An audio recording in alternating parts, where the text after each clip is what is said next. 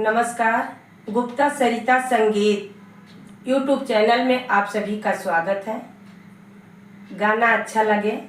तो please like subscribe share करिए। दिन भर लूडो खेलें कभी खेले ताश हो सरवा के गरी जनी हवे बदमाश हो सरवा के गरी जनी इन कर दीदिया खोजे लइका विदेशी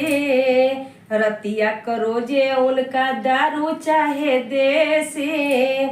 रोज रोज इंस्टा में रील डालेली लइकन के डीएम में दिल डालेली रोज रोज इंस्टा पे रील डालेली लइकन के डीएम में दिल डालेली गौआ के जीवन इनका अबे नहीं रास हो सरवा के गरी जनी हवे बदमाश हो सरवा के गरी जनी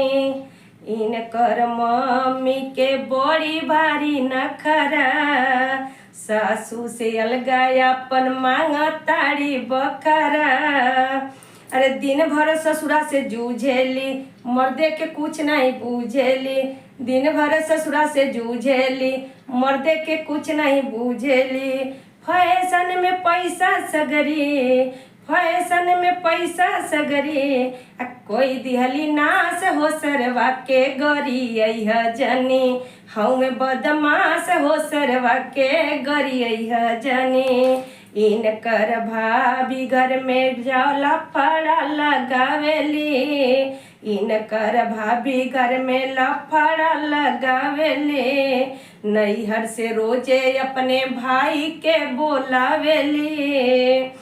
सुत के उठे दोपहरिया में पार्लर जाली सोहरिया में सुत के उठे दोपहरिया में पार्लर जाली सोहरिया में हसबैंड के अपना नहीं लेवे देली सास हो सरवा के गोरी जनी हमें बदमाश हो सरवा के गरी जनी